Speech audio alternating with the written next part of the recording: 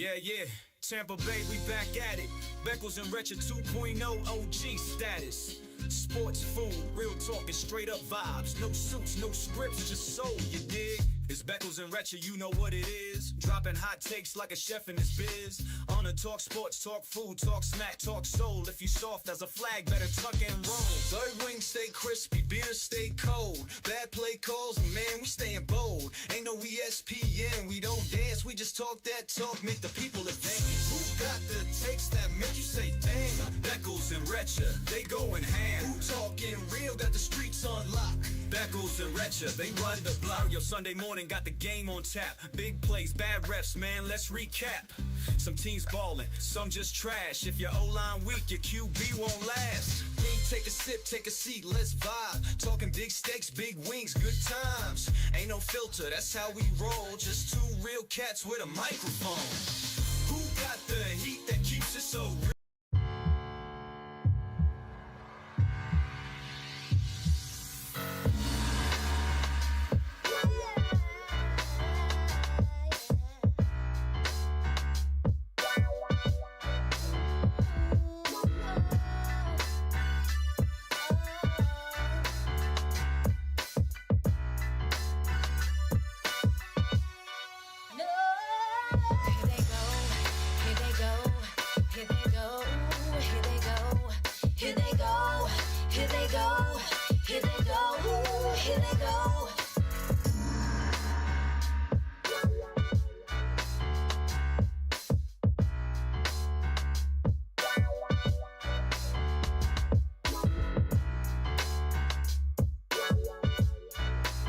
Hello, everybody. Welcome back to the Beckles and Recher podcast on Super Bowl week. Hope everybody's having a great week to this point. Mr. Recher, how's your week been, sir? It's been great. Yeah. Lightning, Yeah. going to those games, seeing and checking what everybody else got going You're on there. omnipresent to all sporting events in the Tampa area, like Rowdy's games, Lightning games. They're showing up at Rays games and not even playing, and you're there. So that's a lot. Good for you. I wrote an article. I don't know if I told you. I actually a guest writer. Lightning.nh. Good buddy. January. He wrote why. That is Wild. Ever. It's They won 6. Belichick. Oh, but still. He reminds me of Belichick Yeah, a little where it's bit. like- You get to yourself to a level, you're almost too and good. people expect You're it. too good at Absolutely. award. Usually that coach for any sport, the coach of the year. I don't know. I bet not. I bet Probably not not many, right? Probably not many because he was great almost from. But it's weird though because your buddy, Mhm. I think in Montgomery. I think Jimmy he was- Montgomery. But I know that's your pal. Yeah, But I think he was the coach when Boston set the record for all those wins, and he won it, He was. which is weird. So I guess if there's no guy that was the coach of an upstart team, then they give it to like the coach of the best team. John Cooper wasn't able to do that. So that's what Double E wrote on in January. For me, in February, I wrote about the return of Ryan McDonough and how the Lightning made it right. You don't see that a lot in sports. When you trade away a guy, and then 2 years later, you're like, my bad. Right. Our defense is whack. We got to bring his ass back, and that's exactly what they did. So I gave my 2 cents of watching his entire career because it started with the Rangers, and I also interviewed 7 people that knew him pretty well, including Pat Maroon. I saw him when he was down. Correct. Julian Brisebois, the GM, the head athletic trainer, Tommy Mulligan, and then also I got Brian Engblom, 2-time Stanley Cup champion, Canadians, Victor Hedman, Chernak. So, I mean, it was a really good kind of interview, and the great Phyllis. Yeah. Well. Yeah, he's the. So, so I wrote that article. It's up on lightning.nhl.com. Just a lot of people showing a lot of love for that, so I can't thank them enough. Can I say McDonough is not a superstar? I'll be darned if every championship have a McDonough. Man, it's just one of those. It's right in he's the middle, almost bro. like a Draymond Green. Just grimy, does a little of everything. I hate to say good in the locker room because when somebody. But you and almost know that he feel it, is. You almost know that he is, even if you're not in there. 100%. Even when he's gone, when you feel a void and you kind of felt something was missing, you bring him back, and it seems different. So sometimes scoring goals was great, getting points was great, but this presence. Yeah, and he scored the empty netter last night, second of the year, which helped him win the game. His dad's a fireman, so he's a first responder. Okay. Like, he knows what it takes to kind of give more than what you got. And then for him, watching his style of play and blocking shot sheet. So I just thought it was an easy article to write. A nice guy. And his agent was picking it up on social media. Oh, really? So I'm like, that's not a terrible thing as well. But every good team, a glue guy. He's a guy. And good on Julian Breezeball to not feel like his ego got in the way from being like, oh, we didn't need him. Like, he was like, I screwed up. That's some of the best and most successful people in every business, regardless of whether it's sports, is not going to make the right call 100% of the time. Sometimes, even if you have to take a loss, correct it, then get back to it, and then you're better for it in the long run. Times the front office. Something, yeah. Giants fans. They didn't want to lose him. Nobody would want to. But it's just something that they had to make. Would they take him back? They probably would. A little bit. It is a little bit soon. That wound is wide. Now you got Jameis Winston out there working for Fox great Sports. Jameis Winston. Media night, going out there Monday night, asking Saquon where he's going to play, and they said the Giants need a quarterback. Jameis said he's all ready to rock. And Tom Ponzo said I would take it, and I said I don't know if you win any games, but isn't that the most important thing? Though you're not going to win. Be entertaining. Kind of like President Trump. I don't know. But what if Jameis started doing the Trump dance? Why would any? People do the Macarena. You're the one. It's funny. It's funny. Like I said, it's entertaining. That's for is sure. funny. Yeah, we got some breaking news from the Buccaneers a couple hours ago when I was doing my podcast. Charlie Strong, the new defensive line coach for the Bucs, Casey Rogers, longtime assistant for Todd Bowles with the Bucs, goes up to Detroit to join the Lions, which is not a bad move for him at all. The Bucs needed to make some changes. I don't know if they necessarily needed to change the defensive line. I'll ask you that because people were kind of getting bent out of shape. Oh, Todd Bowles needs to make changes on his staff. Fine. And then they do. And the first two changes are your linebacker and your defensive line coach. And they're like, well, look at the job that Vita Vea and Elijah Cansey, Logan Hall did. And I go, guys are all top 33 picks. Yeah. Right? So, how much, if there was and you can tell me if I'm wrong. I will. If there's backups at the D-line position that are pushing those guys, and you're like, damn, bro, it doesn't matter what defensive lineman in there, they're balling out regardless of their draft status. And I go, hey, he's doing a great job developing, but I don't know how good Casey Rogers is just because Vita Vea, Elijah Cansey, 2 first-round picks, and Logan Hall, who was the 33rd overall pick, technically a second-rounder, are contributors to the Buccaneers. And before we get to the Charlie Strong appointment and signing, what do you say when I say that to somebody when people are like, I can't believe they got rid of Casey Rogers? Well, the reason why Vita Vea and Elijah Cansey are you can't coach. And I wouldn't put Elijah Cansey at. He has a lot. See anything that Vita Vea does be coaching? When you're 6'3", 370 pounds, and you like a cat at times, that's not coaching. I really, truly believe at times coaching is extremely over. If I say to you, how many position coaches can you say in the history of the NFL that are going to make a difference? Alex Gibbs comes to mind, offensive line coach. Rod Marinelli comes to mind, defensive line. There's a couple offensive coordinators, Shanahan. Yeah, but there's what, 10? Reason why you know them is it's because they're great, and they're great wherever they go. But the other ones, I'm not saying that good coaching is not important. To me, offensive line coaching is way more important than. You've heard me say before, you could make a dummy a defensive lineman, not making a dummy an offensive. I'm an offensive line coach, high school. Okay, there's half the players they can't play offensive line. They don't know left, right, don't know right, wrong. Don't know angles, they don't know numbers, they don't know even this way, they're not smart enough. If you're dumb, you can have long arms and mean as hell, and put them on the defense and go, hey, dummy, chase that person. and that guy will chase that person all day long. Offense is a lot of cerebral stuff. So, to me, I hate to see a position coach change and go, it's going to be better or worse. What are you going to do to make Joe Tryon-Schwanka a great football player? Like, everybody's tried it by now. If he was great, I think we'd have seen it. I mean, you've seen it. I haven't seen it. So when you try to improve a guy, is it coaching does have something to do with it? Maybe not as much today, but how do you get the most out of a guy like Joe Tryon-Schwanka? Like, what scenario could he be a player that it was at least maybe not a 15-sack guy, but what would it take for a guy like Joe Tryon-Schwanka to be much more productive pass rusher outside of what he does? Because listen, to be fair, right? I go to training camp every year, and Joe Tryon-Schwanka is one of the first guys out there. It's not for lack of effort, right?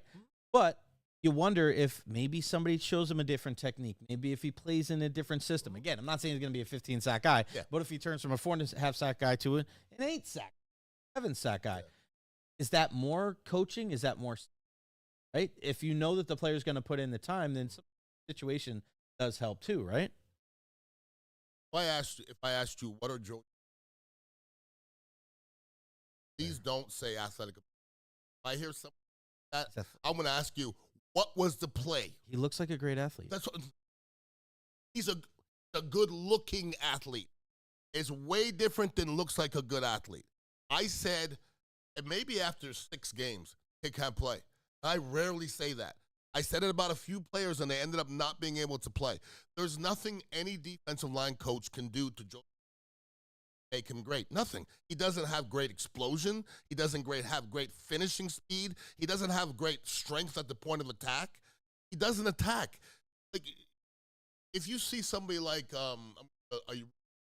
Leak Neighbors, okay, the wide receiver for the Giants, all right, had an okay season, right? But catches. I understand, but it showed. But even if he had 50 catches, there'd be 10 catches. You go, whoa, that's why they picked him. Tell me one play, and I don't want to hear him running around a slow tackle one time. You have to be able to have people scared of something. Joe Tryon-Schwanka drops in coverage half the time, and he's never made a play on defense on the pass. So what the hell are we doing? I don't get it. And to make somebody a great rusher, I've never seen that. It's either they have it or they don't have it. Yeah, man, it's a system thing, man. So the defensive line coach, so now you're bringing in Charlie Strong for the Buccaneers. Yeah. What advantage does he bring to the table other than just like the experience of Jacksonville, Alabama, Florida, Texas A&M, Louisville, Texas? Like, I think it's the relationship thing and maybe an experience thing, but I don't know him, Casey Rogers, him. I don't know if it's earth-shattering when it comes to the defensive line. Agreed. Well, it's something, your attitude can change a little bit. Rod Marinelli would make you a better football player because you play harder, okay? Warren Sapp made those Colorado defensive linemen better because he made them understand what was needed. Like, I'm going to put myself in this. Ian Beckles made the Chamberlain offensive line better because they knew what they were supposed to do. My offensive line approached me. I had 2 offensive linemen approach me in the first day of practice and say, that's more than we learned all of last year. So when I say coaching is underrated, it is underrated to a certain point. Once you get to the NFL, you don't learn too much technique. Learn grit, learn toughness. That's what sets people apart.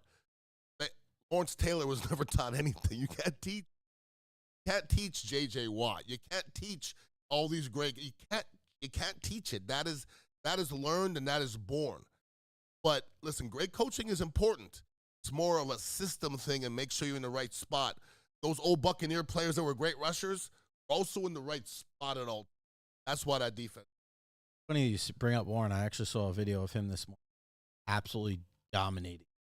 And we've had this conversation for the last couple of weeks about Warren and his thoughts on Vita Vea and things like that. And they're not anywhere close to this. They both impact the game. Animals. They're both impact the game. Yes, they are. Right? Yes, they do. But what Warren did and what Vita does, right? I know people are like, well, they play the same position. They don't. Because when you look at Vita, he's a clogger. He gets to the quarterback at times. Don't get me wrong. Yeah. But the way when you isolate the camera, what Warren did on the interior defensive line is what you see guys do on the outside. Correct. way that he had multiple moves to get by these guys and beat them one-on-one to get to the quarterback and put them down. Like, he didn't just tackle these guys. It was amazing to just watch. Like, even Aaron Donald wasn't like that. It was just a different, like, Warren was mean about it. Warren went at guys, we saw Aaron Donald do all the stuff with the knives and all these. I don't want to say it in a bad way, but it was a little bit more of maybe a finesse type of way that he went about it. There was nothing finesse, and I'm not dogging because I love Warren, but there was just like a nastiness of, this is what I'm going to do. Good effing luck. You are not going to. Well, if I had to compare anybody who ever played. Can you? If I had to compare anybody ever played with Warren Sapp, it would actually be Aaron. They're not the same animal. Okay?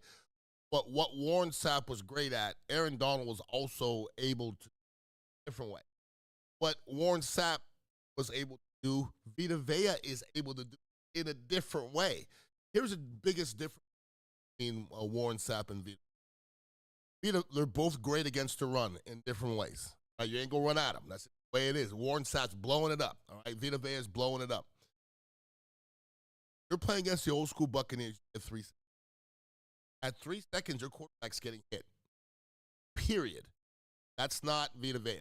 There's going to be some plays Vita's not going to be close to the quarterback. Back in the day when Warren was at his best, don't be holding the ball 4 seconds because either Warren or Simeon or whoever the hell it may be is coming to hit you. That's the difference between these guys now and the Bucs back in the day.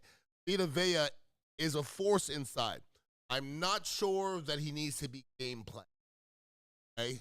Like, to me, if you're playing against the Buccaneers, I don't know if you want to game plan to pass pro and slide to Vita Vea when you have Kalijah on the other side. If you're playing against Warren Sapp, I'll be better not worry about anybody else. You better slide that way. Let me ask you that, though, because I the only reason why I wanted to differentiate that, does that do, can you amend that a little bit and say maybe they do because there's a lack of a pass rush on the side?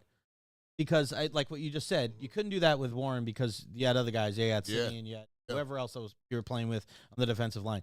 Knowing that the Buccaneers don't have an out, that make it even more of like, maybe if it was a full complement, you couldn't. But I'd rather go against Joe Tryon-Shenko or Anthony Nelson.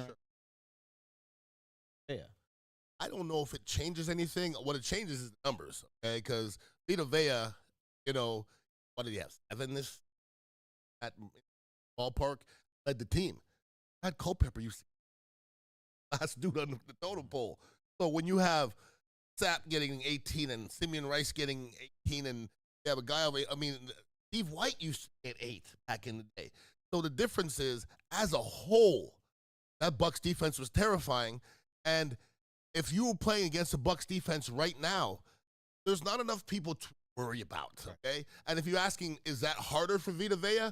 I don't know if they slide to Vita Vea either way. I just know this. When you're playing against Warren Sapp and I'm playing guard, don't have help either way, that's just a bad place to be. Like, I blocked, John Randall and Reggie White's, and game plans are to not leave people one-on-one. Now, what happens is defensive coordinators know that. They walk linebackers up, make sure you can't slide the center either way. But I don't know if we have anybody in our team is that terrifying. You could name every team, and there's going to be one guy that's scary. The fact that Vita Vea is our scariest pass rusher, people applaud it. I don't applaud that. That's not good enough.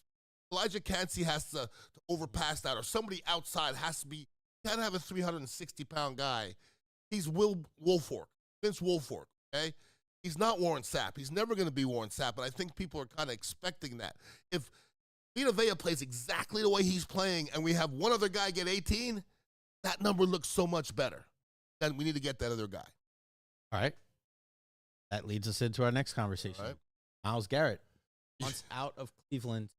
You and I spoke about this on my podcast earlier this week of regardless of what the price is, you got to go get him. And listen, we say regardless of the price, it's not 10 first-round picks. Obviously, there's a realistic expectation when it comes here. But this is a guy that is an absolute game changer. Guy that, he looks like a great athlete, so great football. This is a guy that, people are talking about, he can go to Detroit, he can go to Buffalo, he can go here, he can go there. The Bucs make this move. of the Bucs, there's a lot of people that believe that that's the move that they made. And if there's one team that I trust that is going to be able to work out his contract because he's got a couple years left, and he wants to get paid, cap number's going to go up. But if you're the Tampa Bay Buccaneers who just kept Mike Greenberg, they're cap master. So teams get that dead cap after a guy leaves or something, and it screws them up for a couple years. Look at the Saints; they're in cap hell. Buccaneers had dead cap money, over $50 million they have spread over a couple years from Tom Brady, and this won the division the next. Don't ever talk about that in the conversation.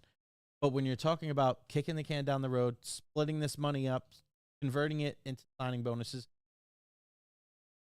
we've seen with these other guys. Got to, if you're Jason Light, make the call on Myles Garrett, because makes your team instantly better, and I think you vault from a division contender, a possible conference contender, to that short list of Super Bowl contenders. No, there's not that many. Even an offensive, don't know if he's going to really. A lot of different things. No question mark. No question on respect people have for him. There's no question mark. I watched Cleveland. Not that many football players in the NFL today. Put them on, they're always there. Myles Garrett's one. You're not going to watch a Cleveland game and say, "Where's Myles Garrett?" That never happens, because if you're asking where he is, he's being double teamed, and hopefully that's making somebody else better. So Myles Garrett brings attitude. He hasn't won a lot, but damn, it's not about winning football games. It's about putting that effort on the football field. And I've never heard anything about his work ethic. I've never had any issues with him. He seems to stay out of trouble. He looks like a honest. There was a big trade in basketball with Luka and E. We'll get to that, and we will. But Luka's a great basketball player, but and I think that's the question. You bring somebody like Myles Garrett in, makes your defense better. I think it makes you more legitimate as a football player. When you look and say, who stars for the Buccaneers? Who's our star defensively? And, he missed half the year last year, so that's not a great answer. But if you say Myles Garrett, if you start with Myles Garrett, that makes everybody behind Myles Garrett substantially better. Myles Garrett come in and be automatically the best player on the Bucs? Best player next year? Tristan Wirfs. Them too. Yeah? I mean, you're all pro left tackle. Yeah. Myles Garrett's on the short list. He's top 3 and he's not 3. Well, you know Same what? thing with Tristan Wirfs. There's no wrong answer. Either one of those guys. But Tristan, who played both tackles and made all pro both? That doesn't make sense. None of it. 7, 13.5, 10, 12, 16, 16, 14, 14. That's your sack totals for Myles Garrett. Outside of his first season, where he only played 11 games, he had 7 sacks. He has had double-digit sacks 7 years. What are we doing here? That's 5th. All the attention. How many? Okay, Aiden Hutchinson was 1. Got hurt last. T.J. Watt is 1. Myles Garrett is 1. Max Crosby is 1. I'm not sure there's anybody else in that. Well, Hendrickson. Trey Hendrickson? Hendrickson is nice from Cincinnati. Who else is in that list? On that list? If there's 2 more, I'll be shocked. That's an elite list. If you can get one of them cats. When Aiden Hutchinson went down this year, Detroit wasn't the same. They still were a good football team, but they weren't just. Hutchinson, Watt, Myles Garrett, Bosa's. I'll take either one of the Bosa. They might be a step. Max Crosby's. Yeah. I mean, I don't know if the Bosa's are on that list. They have been. I don't know if they're there now. They don't seem not the same anymore. Is there any way that you would not guess the Buccaneers trade for? If maybe you throw in a lineman or something that. I can't think of anybody that way. Can't trade him. Obviously, don't trade linemen. I can't think of a player in the defense. You go, oh my God, we can't spare that. I can't think of anybody. Well, I think it's more of like money wise, and I don't. I never. I let them worry about the money if they can. if you want a player, brother, there's always a way to manipulate, give him another signing bonus, do this with the money, and there's always a way a guy if you want to. So I never. I think some teams, they kind of mortgage their future, or they think that they're closer than they really are, and they make a big trade for a primetime player like that. Sure. But we've also just seen an example of it working, where the Philadelphia Eagles went out there and signed Barkley, where, that's not a position that warrants a lot of money, right? It's the NFL stands for not for long, but especially at that position. But look at what it enabled them to do. Sure. A team that went right back to the Super Bowl after being there a couple of years. I feel like Myles Garrett could have a similar Saquon Barkley type impact. There's not a lot of those trades that even talk about any that's at that level. Because you already have to be good. Correct. Right? You can't just be like, all right, you suck, and then you're like, oh, you get a great player. That's such a proposition. It's like Aaron Rodgers. Yep. Had some good players, right? Yeah. But they weren't great. And then here comes Aaron Rodgers, and it actually torpedoed the team, went the opposite way. Tom Brady worked. Wasn't a trade. Okay. It's one of those things where think that that's the piece, but you don't know. You have no idea. Quarterbacks are so much different than defensive linemen, man. Because, I always say like that in every. You think, certain positions. So you think like it's gonna be this superstar guy, like when the Lightning won. Yeah. They had the best team. Number one, what they do in the offseason? They brought in Patrick Maroon, a fourth line left winger, Kevin Shattenkirk, a third pairing defenseman, and then at the trade deadline they went and got Coleman and Goodrow from their third line. They didn't bring a top 6 forward. They didn't bring a top 4 defenseman. They didn't bring a goalie. They brought in guys that you're just saying about with Ryan McDonough. So it's not always going out and getting that, because I think it's fool's gold. But there are opportunities for teams where you do need that top tier dude, and he can push you over. Let's say it's not the Bucs. Garrett goes to the Lions next year. And Detroit, who is on the precipice of great things, has Aiden Hutchinson on one side and Myles Garrett on the other side. That might be one of the best tag teams for the recent past, rather. Well, in a lot of sports, always.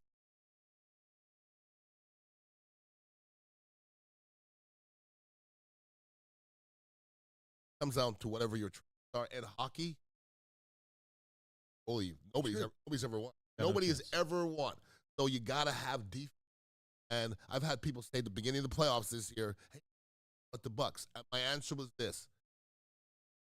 That was my answer. And if you watched it, why the Buccaneers win this year? Buccaneers won games. And so got to figure out something. We have a good defensive coordinator. We have some good defensive coaches. But if they don't have pressure, I've asked Tony Dungy on air one time, Coach, what's more important, having great defensive line and great right away. So if you have a great pass rush, everybody's better, and your defensive backs could jump on the first move, and that's a. I wanted to ask you about and we're starting to see this more and more about the Rooney Rule. Because the Rooney Rule is something that we understand why it was put into place years ago to make sure that the team was not precluding minority hires. But now it seems like, and we brought this up a couple weeks ago, now it just seems like it's almost an insult. You're bringing in guys that haven't been coaching.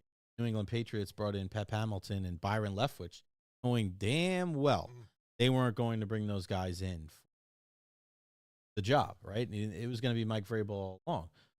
I wonder if now's not the time to start reassessing what that rule is and whether they're even going to need it at all. Because there's other people. I look at the argument of there's no Rooney Rule on players, right? It's only for the coaches, where 70% of the players in the league are black. So you don't have to necessarily worry about that aspect. So I can kind of see, I understand what the intention were initially, but now if you're just doing it just to check off a box, more insulting than. It does. And I agree with the Rooney Rule. I think they had good, okay? Like affirmative action, okay? There's room for affirmative action. Do I agree with it wholeheartedly? Not always, okay? The Rooney Rule, I think they had good intentions for making a mock. No doubt about that. The whole floor, that made a mock of it. just bringing people in just because they're actually giving people jobs and they're bringing people. So they're making a mockery of the whole. Fortunate part is they're making a mockery of it, but people like Tony Dungy and Tomlin supposedly got their jobs. They supposedly weren't up there, but just because they did so well, they got the jobs. Maybe without the Rooney. That's it. Do I want it to be amended? It's just, it's off. And, it reminds me when they first implemented the franchise tag transition, they thought that was going to benefit not benefiting the players. What is benefiting, handcuffing the players. So the Rooney Rule is just kind of delaying but if you ask me what would be the perfect way to do it, I don't know the perfect way to do it, because the long and short of it is these owners are billionaires, and we can't make billionaires do anything. Can't make billionaires spend money any which way. And a lot of these billionaires, you look at some of their other businesses, I don't know if there's black people working there. So, and nobody's making sure there's black people working there, so I'm not sure it's working. It had good intentions, but to me, it's failing. They put this. Well, because black people weren't getting chances, and it doesn't make. We have a get sport that full of black people that doesn't have any black coaches. Now there's some more black head coaches, but this has of late. There was times where there was one black coach back in the day, and there's black coaches are definitely getting more. But we just have to understand that billionaires, and I heard a statistic the other day, I think the top 40 billionaires have as much money as all the other. You know what I'm saying? So billionaires are old school white cats who, if you look at their roots, there's probably black people in them. They didn't come across a lot of black people. So I don't blame them not being comfortable around black people. I understand that wholeheartedly. But black people don't own enough for there to be a lot of black coaches. I don't know if that's ever going to happen. I guess my whole question. Black coach.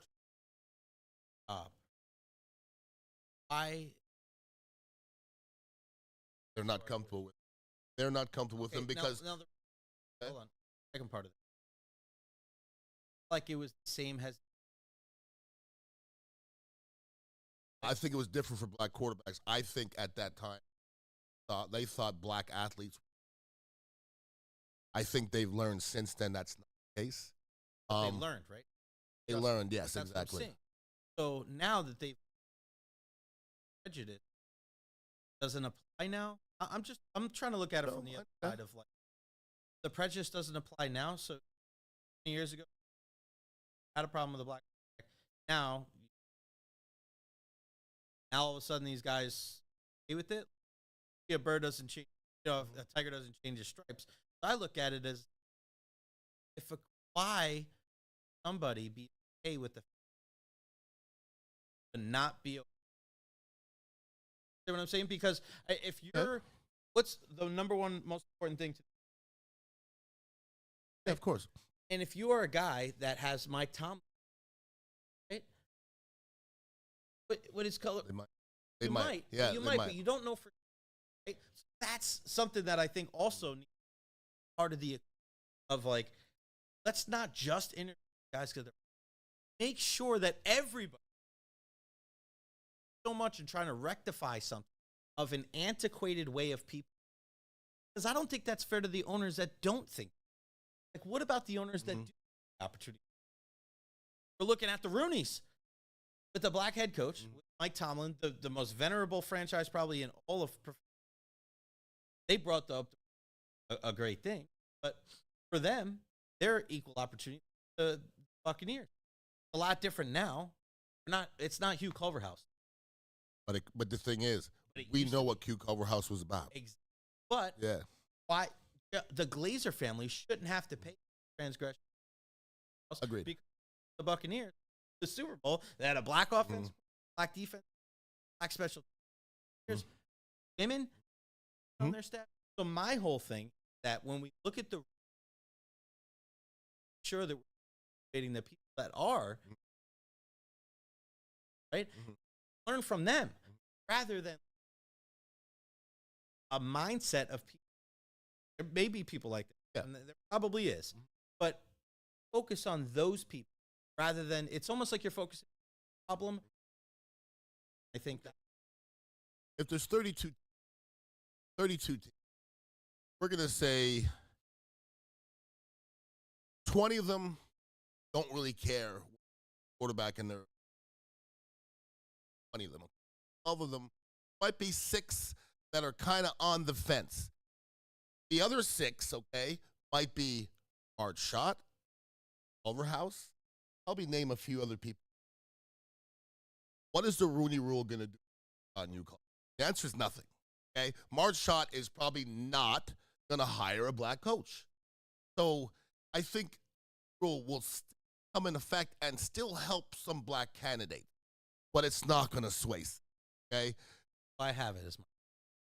Remember, you because brought up, it may brought up sway both the those 6. people. It may that those 6 that may be on the fence. It may sway only them. person in the last 25 years, because just mentioned 2 owners that haven't owned a team in the only person that has ever been openly like that is was Donald Sterling for the Los Angeles Clippers. I forgot him, but I should have added him. And what too. happened with him? Yeah, A drop of that came out. Absolutely. They got rid of him. But And let listen, me say, deservedly so. But let me say this: how many of them think that way that don't speak that way? We don't know that. But stuff like that. You just base entire rule where it just insults people anyway on what you think and what you don't know. When there's only been one example of it in the last 25 years. I don't know if that's right. Snyder says John Gruden, right? they both gone. Okay, but that's what I'm saying. But we don't know. So we're having a rule for a place where when you come out almost against that mindset of inclusion, you're gone anyway. But you do understand why they implemented it. 100%. But what I'm saying is I think that the reason why they implemented the rule for those people, I don't know how many of those people are still in power. I don't know if there's many people that, listen, they may have thought that way. But now, 20 years later, and the reason why I say this is because of the quarterbacks. Because I think you have proof. I do know that there's been studies that there were people that were not okay with black quarterbacks because they were not okay with African-American being the face of their franchise. You know what I'm looking at tomorrow or this Sunday? I'm looking at 2 black quarterbacks. I'm looking at an MVP in Lamar Jackson. I'm looking at Jaden Daniels. I'm looking at black quarterbacks all over college and the pros. So if something like one of my biggest problems when it comes to sports and when it's not perfect, if we don't recognize progress, we don't recognize people getting opportunities at the workplace, women in sports. I mean, today's International Girls and Women in Sports Day. It's important to recognize. If not, all we're doing is we're yelling at the clouds. What bothers me, 2025, there's still a narrative in some places that black people, that's a fact, okay? There's still places that, or just think that black people held in every avenue of this country, every single one. Still be thinking, and then some people are like, oh no, that's never been a narrative. No, it's been written, it's been taught to us, unfortunately. I like to believe it's taught less now. It's still there. To me, the fact that we're still talking about this in 2025, and I think I'm agreeing with you, hell, do we still need a rule? It's a shame that we're still talking about this. That's my point. It's silly. But where's the ultimate meritocracy? Where, when you go on, where in a profession does it not matter what your sexual orientation is, what your religion is, what race you are? Yeah, there is somewhere. Sports. In sports, more than anywhere else, because it doesn't matter if you're Patrick Mahomes or Lamar Jackson or Joe Burrow, Ian, because once the whistle's blown, it's whoever was better on that day. Lamar Jackson didn't lose to Josh Allen in that championship game because he was black. It had nothing to do with it. When you go to sports, it's the ultimate meritocracy. Now, there are examples that you get unfavorable calls. You could say that you get unfavorable calls because you're from a different city. Sure. I think you get that for a lot of different prejudices. It doesn't have to be race. But do that even in there's some things that athletes are So if an athlete, Like what? Give me. if an athlete like Lamar Jackson comes out, because he wasn't that long ago. That was a black quarterback that won the Heisman Trophy just like Lamar Jackson, and it didn't work out. So I think it's one of those things where, yeah, it was a bad narrative, and there was a lot of people that were wrong. The media is really not talking so much. But that's is what, the when media. we're talking It's about still there. meritocracy on the field, on the ice, on the court. No, did you think about the media when you're on the field? You couldn't. You would have got your head bashed in. That's why sports is so beautiful, because it doesn't matter what I say. It doesn't matter what you say. It doesn't matter what Joe Tryon-Shoyinka thinks about me or you. When he goes on the field on Sunday, he's going to suck or he's going to be good, regardless of what the says. Correct. And I think that's a beautiful thing about sports. I'm glad we could have that conversation, because I don't think anybody else has the balls to have that conversation in the Tampa Bay area, because we're not scared. And you can tell that we're very open-minded. And I think just because things have changed doesn't mean they can't be better. Vice versa, right? Just because things are better, doesn't mean we fail to recognize it. It's important to recognize progress, because if not, we're just doing the same shit. That's why I enjoy doing times while talk about it. I wouldn't talk about it. Talked about it. We have in our friendship. I think I think it's important to do. I think it's important for white people to hear a black person's point of view and vice versa. I really do think that's important. But I also think it what also gives us a advantage point, right? Is that you were a black guy that grew up in Canada, Correct. right? Around a bunch of white people in hockey country. And I was a white guy that grew up around a bunch of black people in New York. So it's a little right? different. But that's good, though, because it is. there's nothing that you and I are going to say that is coming straight from the heart, because we're talking about our personal experiences and also the experiences of where we grew up and also where we ended up like 20, 30, 40, 50. Well, it's better than me growing up in Compton. You know what I'm saying? Yeah. The perspective. The Recher Riviera. It's still parking up right there. Yeah, man. Let's talk about the Super Bowl, because we'll finish off with the NBA talk, but let's talk about the Super Bowl here. Eagles and Chiefs this Sunday. It's tough to look at the Eagles. There's so many good players, and I think when you have a guy like Saquon Barkley and A.J. Brown and many talented offensive players, obviously Jalen Hurts, and defensively, they're so deep. Until you knock off the king, until you knock off Patrick Mahomes, it's hard to go against Kansas City, because you know as well as I do. Game's not played on paper. Game is not played on like, oh, well, your running back is better than this running back and this guy. It's not the way it goes. Good teams, great teams. This is a legacy to you're going down as possibly the greatest team of all time. Nobody's ever three-peated before. I can't bet against, in my mind, the Kansas City. So somebody proves, the great Ric Flair says, the man, you got to beat the man. Well, this is my perspective. I agree with. First of all, I don't care. Everybody's like, well, the NFL wants. No, they don't. Stop that. Stop talking. It has a lot to do with the Philadelphia Eagles. That's not just what the NFL and Kansas City. They want the Kansas City to win 3. If Philadelphia comes out there and punches Kansas City in the mouth, it doesn't matter what the NFL wants, because Philadelphia's going to win. That being said, if you had to bet my house either way, I go Kansas City, because that's the safest bet, because they seem to always win in this situation. If you ask me, Ian, if you can construct a team that's able to beat the Kansas City Chiefs in the playoffs, it would be the Philadelphia Eagles, because it's a lot defensively, like the Buccaneers were back in the day, that slowed down Mahomes, one of the only ones to do them, and they slowed him down a little bit, enough to win. But this Philadelphia team is really, really good on both sides of the ball. I'm not talking about offensively, defensively. I'm talking about in the trenches. Where it needs to. Where it needs to be, and that offensive line is very empowering.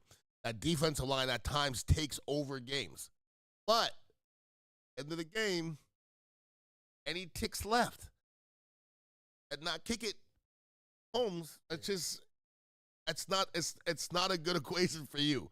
So at the end of the game, only way Philadelphia wins is if Jalen Hurts has the ball, and they better time it up right, because hard to bet.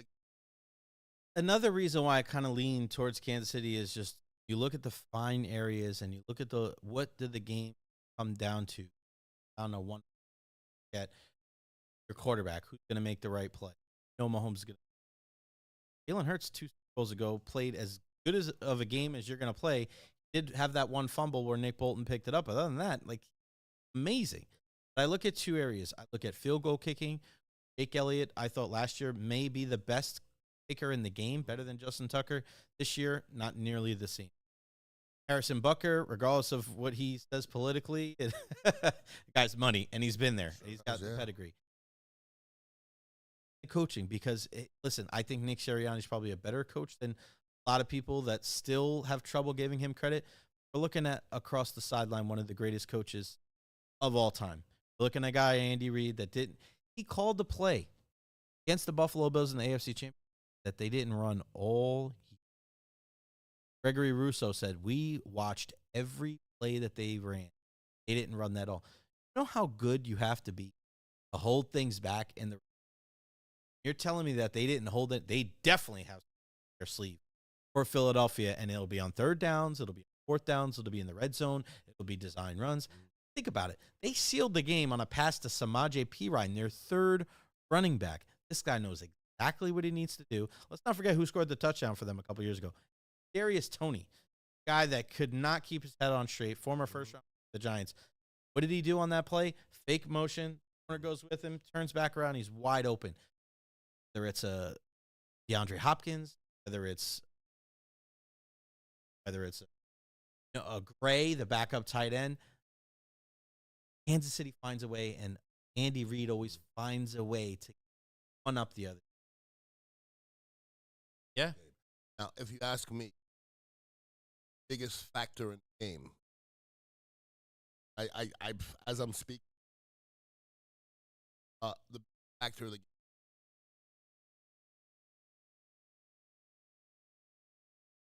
Not what you want to do. Man, he, like, once again, the one play, the only time you ran it all year. Andy Reid is about probabilities, and he wins chess matches. He wins chess matches. So I'm looking for. Okay, this to me is a lot like the Buffalo Kansas City. Both great teams, very, very equal, but puts maybe the one team above is the other one coaching. What does Philadelphia have to do to win in the period? But let's say like Kansas City can't have enough time to throw the ball. That's if Patrick Mahomes, I'm gonna say this, okay? Jalen Hurts doesn't have to play great to win. Doesn't. Patrick Mahomes has. I think if Patrick Mahomes doesn't play well, I think it's the other way around. I think Jalen Hurts can get 15. I think Patrick Mahomes is gonna wing it 40 times. If at the end of the game, if you think Jalen Hurts has 20 attempts, Philadelphia win. That means they ran the ball. Right. No, I don't disagree. You know what I'm saying? I just feel like you saw it, the first 2 or 3 passes against Buffalo, and then they ran the ball. Pacheco, or whether Hunt. I think Pacheco's another guy to keep an eye out. They've been steady feet. Kareem Hunt. Watch out for the Pacheco that runs like his big brother's chasing after him. Like, something. Hell yeah. But then also when you look at this team, if I'm Kansas City, I am trying to focus on Saquon Barkley. I want Jalen Hurts to throw that football. Last game against Washington. Wasn't sold on Jalen Hurts. And there's times where that passing game with Devontae Smith and A. Brown kind of disappears a little bit. Now, is that because of the running game or because of the lack of a pass attempts or pass success? Got the ability to do it. He's got some great players, and Dallas Goedert, of course. But I think if you're Kansas City, get them in 3rd and long, get them out of the short yardage situations. I think it's easier to knock Philadelphia out of their rhythm offensively. And if Kansas City gets them have to pass, I think the offensive watch number. Adam, we're him out. The only way slow down people, hire them out. Like, you know what Chris Jones doesn't want to do is be wanting us to run all game long, and they're just leaning on him. That diminishes pass rush. That's why I'm saying Philadelphia's mindset is 12 12 play. That's their mindset. Then you keep Mahomes off the field, you game a little bit, wearing dudes down. Philadelphia is huge on both sides of the ball up front. They're huge. Defensive front, Carter, I see him doing things. bad man. That's how bad. Like, I see him doing things. I saw him line up on the guard and make a move on the center and beat his short edge. Very few people have ever done it in a history game. You better figure that out, because be in the middle, right next to the quarterback, and getting quick pressure like that, that ends the game's real. Patrick Mahomes, that's a way to mess up Patrick Mahomes. Hit him a couple times, put him on the ground, have him grab his ankle. You better make him grab his ankle. You know, thing too. Weird feeling. Don't wish this upon anybody. Watch Mahomes. You don't want to wish it upon him, but Let's finish off talking about the Luka AD trade. We've been going back and forth about this. Obviously, the kind of wild that an NBA story has taken precedent all week because of the games involved. When you have Luka Doncic, guy in his mid, best players in the NBA, getting traded alongside Maxi Clay, Lakers, Anthony Davis, and Max Christie. Went over this a little bit on Monday, and the more and more I think about it, I may be in the minority, man, but I think this is a good deal for Dallas. I feel when you trade a guy the way that Dallas did, I'm enamored with guys that talk about it with Mahomes, but the thing about those two guys as well, they're great. They're the hardest workers. And if you already have a guy that is so gifted offensively, and whether you want to commit to his future, don't trust his attitude towards referee, attitude towards conditioning, why would he change his mind, right? I'm already one of the best. Why do I have to not be quote-unquote fat Luka? But if you want to be a champion, it's a thing to be an MVP. And yeah, you went last year, but don't guarantee that.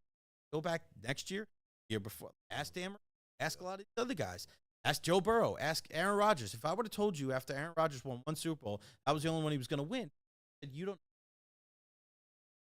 So I look at Luka and I look at this AD situation where the fact that